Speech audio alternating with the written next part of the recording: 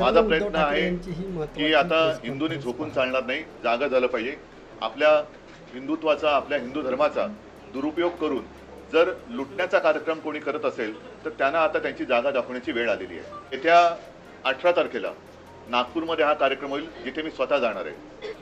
एकूणच काय की सध्या देशामध्ये फार विचित्र परिस्थिती आहे. मी मागेही बोललो होतो, कदाचित तुमच्याशीच बोललो होतो का आणखीन कुठे बोललो होतो कल्पना नाही मला, पण बऱ्याच वर्षानंतर देशात आणि महाराष्ट्रामध्ये विरोधी पक्षाला प्रचंड काम आहे. कारण जिथे बोट दाखवू तिथे भ्रष्टाचार चाललेला आहे. रस्त्यावरती खड्डे आहेत, पण रस्ते करणाऱ्यांचं ज्यांचं काम आहे ते गडकरी साहेब इथेनॉलवरती बोलत आहेत. तर एकूणच काय की अंधाधुंद कारभार सुरू आहे. आणि म्हणून मग मी असं ठरवलं की प्रत्येक वेळेला एकाच विषयासाठी प्रेस कॉन्फरन्स घ्यायची. आणि आज मी जो विषय घेतलेला आहे हा विषय साधारणतः गेले किमान महिनाभर चालू आहे, पण दुर्दैवाने म्हणावा तसा तो लोकांपर्यंत जरी पोचला असला तरी लोकभावना त्याच्यावरती व्यक्त होत नाही आहेत. आणि तो विषय म्हणजे दिल्लीमध्ये जंतर मंतर येथे आपल्या अभिजित दिपके यांनी जो विषय उचलला तो अनेक युवकांच्या किंवा मी तर म्हणेन देशातल्या प्रत्येक युवकाच्या भवितव्याचा विषय आहे. नीट परीक्षेचे पेपर फुटले, त्याच्यानंतर अनेक विद्यार्थ्यांनी आत्महत्या केल्या. कोणी त्याच्याकडे लक्ष दिलेलं नाही आहे. सरकारला वेळ नाही आहे. सत्ताधारी पक्षाला इतर पक्ष फोडाफोडीमध्ये जास्त रस आहे. पण जिथे देशाचं नशीब फुटतंय, विद्यार्थी आत्महत्या करत आहेत, त्यांच्याकडे लक्ष द्यायला त्यांना वेळ नाही आहे. आणि मी आजची जी पत्रकार परिषद घेतलेली आहे ती त्या आंदोलनाला आणि सोनम वांगचुक यांना पूर्ण पाठिंबा जाहीर करण्यासाठी मी ही प्रेस कॉन्फरन्स घेतलेली आहे. सोनम वांगचुक एक मला येऊन भेटून गेल्या महिन्यामध्ये. नेहमी मला त्यांच्याबद्दल एक आदर राहिलेला आहे. त्यांच्या खरं म्हटलं तर बुद्धिमत्तेचा देशाने उपयोग करून घ्यायला पाहिजे. पण अशाही व्यक्तीला देशद्रोही ठरवून तुरुंगात टाकलं जातं. आज ती व्यक्ती तिकडे आमरण उपोषणाला बसलेली आहे. दिवसागणिक त्यांची तब्येत खालवत चाललेली आहे. 16 दिवस झाले. मी एक 4 दिवसापूर्वी मुद्दामून अरविंद सावंत यांना त्यांच्या भेटीसाठी पाठवलं होतं.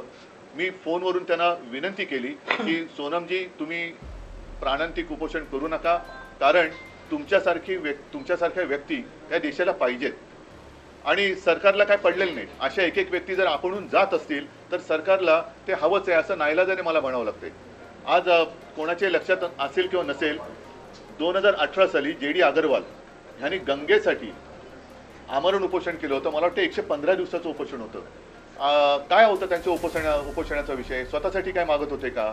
तर गंगेमध्ये जे काय सगळं बट्ट्याबोळ झालेला आहे गंगेचा, त्याबद्दल त्यांनी त्या उपोषण केलं होतं. त्यांनी प्राण सोडला. कोणी त्याची तशी म्हणावी तशी दखल घेतली नाही.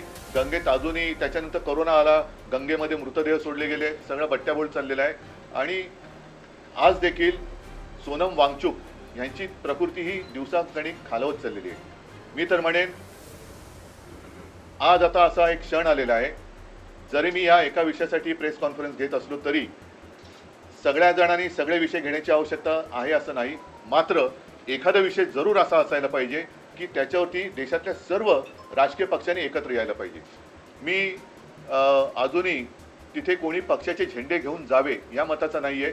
कारण अभिजित दिपके हा युवक देशातल्या युवकांचा आवाज तिकडे उठवतोय. आणि हे युवक जे आहेत हे सुशिक्षित आहेत. म्हणजे आज सकाळी मी ते सोशल मीडियावरती बघितलं, ते असेल तर भयानक आहे. कारण 20 तारखेला मला वाटतं त्यांनी मोर्चा आयोजित केलेला आहे. आणि अभिजित दिपकेने असा एक दावा केलेला आहे की येत्या 20 तारखेच्या आत काही गुंड तिकडे सोडून हिंसाचार माजून हे आंदोलन उधळून लावण्याचा काही जणांचा प्रयत्न आहे. हे फार हिणकस आणि नीच वृत्तीचे लक्षण आहे. एकूणच सोनम वांगचुक आहेत, अभिजित दिपके आहे आणि सगळे जे काही युवक आहेत हे कोणासाठी लढत आहेत?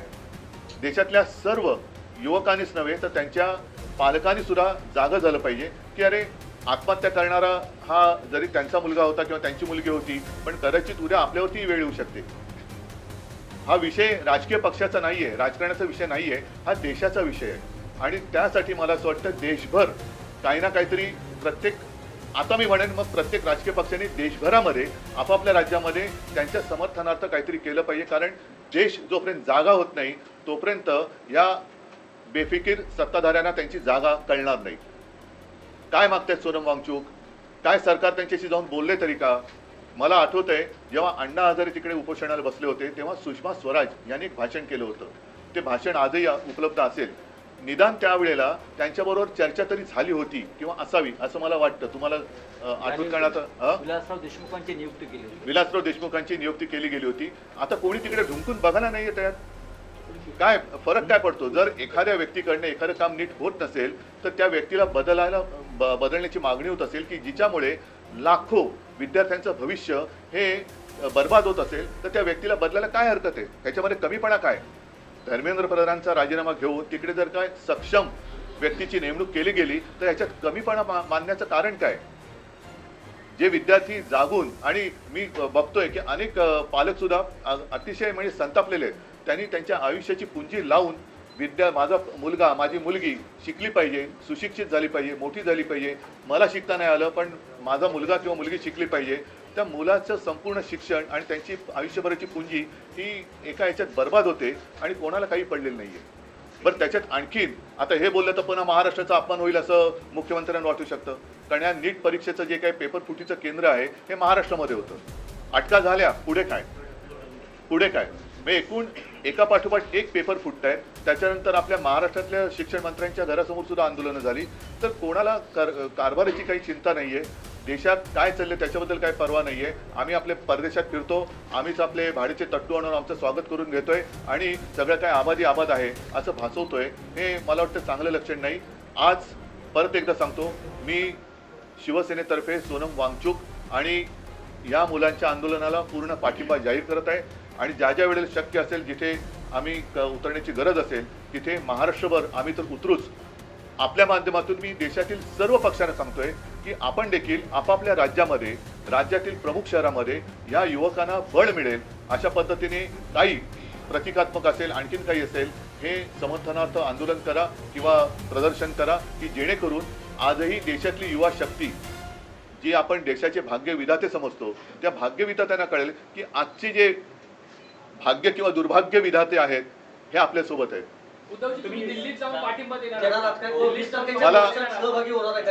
ऐका, मी 20 तारखेच्या मोर्चात सहभागी सगळ्यांनी व्हावं असं म्हणालेलं नाहीये. ज्यांना जायचंय, मला जायचं वाटलं तुम्ही जरूर जाईल, परंतु किमान मी जिथे आहे तिथे तरी मी काहीतरी करावं. मी असं सगळ्यांना सांगत नाही की देशातनं सगळ्यांनी चलो दिल्ली. नाही, तुम्ही जिथे आहात तिथे तर उभे राहा.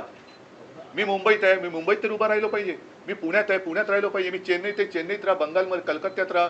सर्वत्र जिथे देशातल्या सगळ्या चहूबाजूनी हे रान पेटेल त्यावेळेला सरकारला या युवकांसमोर गुडघे टेकावे लागतील. आणि म्हणून जर मला वाटलं तर मी जरूर जाईन देखील. असं काही नाही आहे की मला त्याच्यामध्ये काय वाटतंय. पण आज सुद्धा ही जी त्यांची जी चळवळ आहे ती कोणत्याही पक्षाचा झेंडा हातात न घेता चाललेली आहे. कारण नाईलाजाने मला असं म्हणावं लागतंय की देशातल्या तरुणांचा आणि युवकांचा कदाचित ह्या फोडाफोडीच्या सगळ्या नीच राजकारणामुळे प्रस्थापित राजकीय नेत्यांवरचा विश्वास उडाला असेल आणि त्यांना असं वाटत असेल की कोणताच राजकीय पक्ष माझ्यासोबत नाही, तर आम्ही तर आहोत. पण तिथे कोणत्याही पक्षाचा झेंडा न घेता आंदोलन होत असेल तर त्याला माझा पूर्ण पाठिंबा आहे. विषय असा आहे की तुम्हाला असं वाटतं का, कारण तुम्ही इंडिया अलायन्स मध्ये एक प्रमुख पक्ष आहात, तर देशाच्या विरोधी पक्ष नेत्यांनी म्हणजे राहुल गांधींनी या व्यासपीठावर जाऊन या आंदोलनाला समर्थन दिलं पाहिजे? जरूर. म्हणजे माझं तर म्हणणं आहे, मला वाटलं तर मी सुद्धा जाईन. राहुल गांधींनी गेलं पाहिजे. देशातील ज्यांना असं वाटतं, मग अगदी भारतीय जनता पक्षातले असले तरी, जसं मी रामरक्षा आंदोलनात भाजपच्या कट्टर कडवट हिंदुत्ववादींना आवाहन केलं होतं की ज्यांना हिंदू धर्माबद्दल प्रेम आहे त्यांनी सहभागी व्हावं, तसंच आज देखील मी पक्षाच्या पलीकडे जाऊन ज्यांना या देशातल्या युवकांबद्दल एक आस्था आहे, तो कोणत्याही पक्षाचा असो, पक्षाचे जोडे बाजूला ठेवून तिथे जावं अशी माझी सगळ्यांना विनंती आहे. आणि नाही तर किमान आपण जिथे आहात, म्हणजे आता जसं तामिळनाडूमध्ये स्टालिन आहेत, ते विजय आहेत, केरळामध्ये आता काँग्रेसचं सरकार आले, कर्नाटकात आहे, तिकडे ममता दिदी जरी विरोधी पक्षात असल्या तरी सर्वांनी, अखिलेश आहेत उत्तर प्रदेशमध्ये, छत्तीसगडमध्ये कोण असतील, झारखंडमध्ये कोण असतील, तर संपूर्ण देशात किमान त्या राज्यातल्या प्रमुख शहरामध्ये सगळे जर का रस्त्यावर उतरले आणि याला पाठिंबा दिला तर मला वाटतं देशात बघा हा विषय राहुल गांधींच्या भविष्याचा नाही आहे. हा विषय देशाच्या युवकांच्या भविष्याचा आहे. म्हणून आपण त्याच्यावरती चर्चा करूया. कोणी काय करायचं, समजा आज मी प्रेस घेतली नसते, मला तळमळ वाटली, मी घेतली.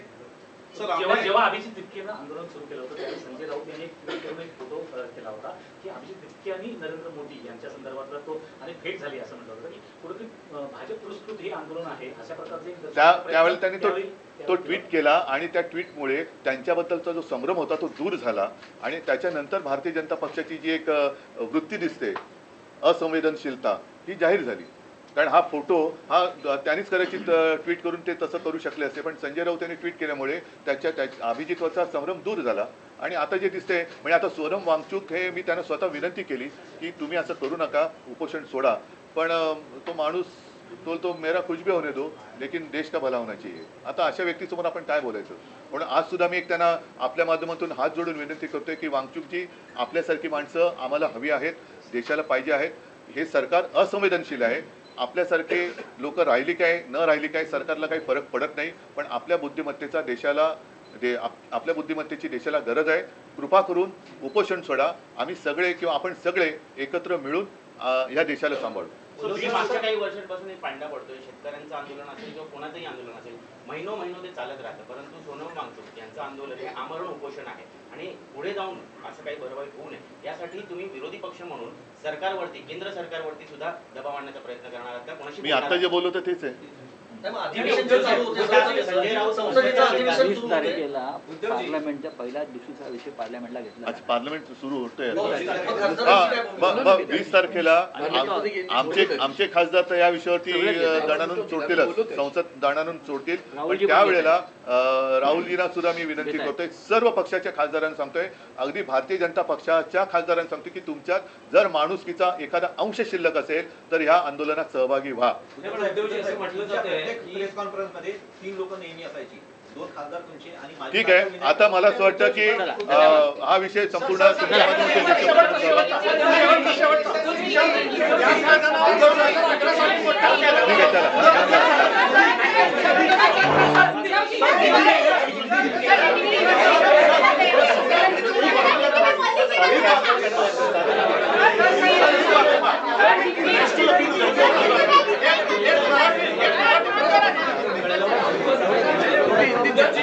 पिछले कुछ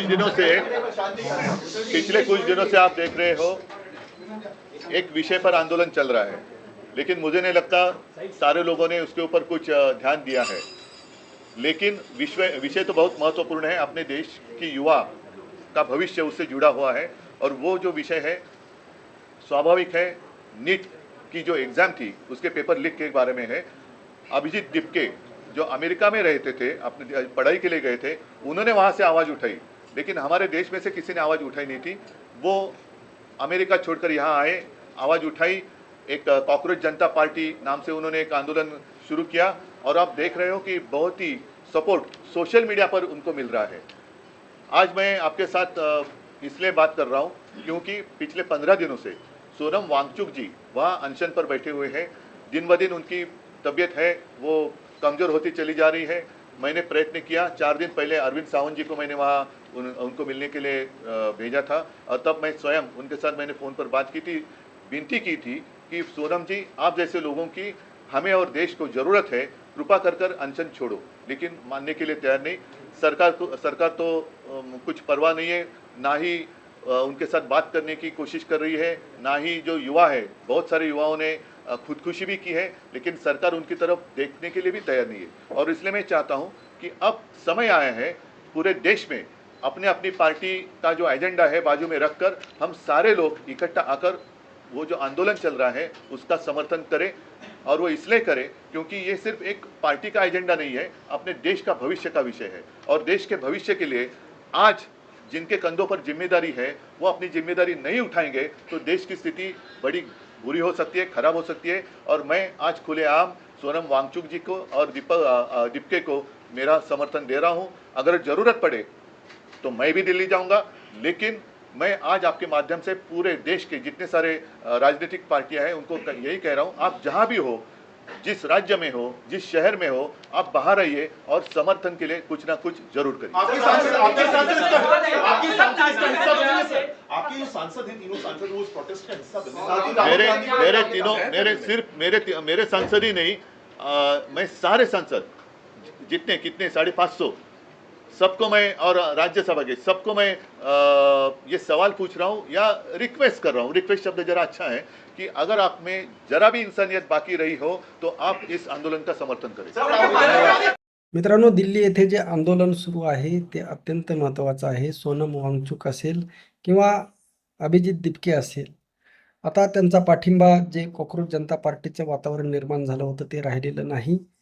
आणि ते कशामुळं राहिलेलं नाही हे माननीय प्रकाश आंबेडकर साहेबांनी याच्या अगोदर सांगितलेलं आहे खरं कारण त्याच्या पाठीमागचं. परंतु आपण एक नैतिकतेच्या ह्याच्यावर आपण सगळ्यांनी या गोष्टीला महत्त्व दिलं पाहिजे, पाठिंबा दिला पाहिजे. त्यासाठी हा व्हिडिओ महत्त्वाचा होता. आपलं मत नक्की कळवा. रामकृष्ण हरी. जय जगद्गुरू. जय शिवराय. जय भीम.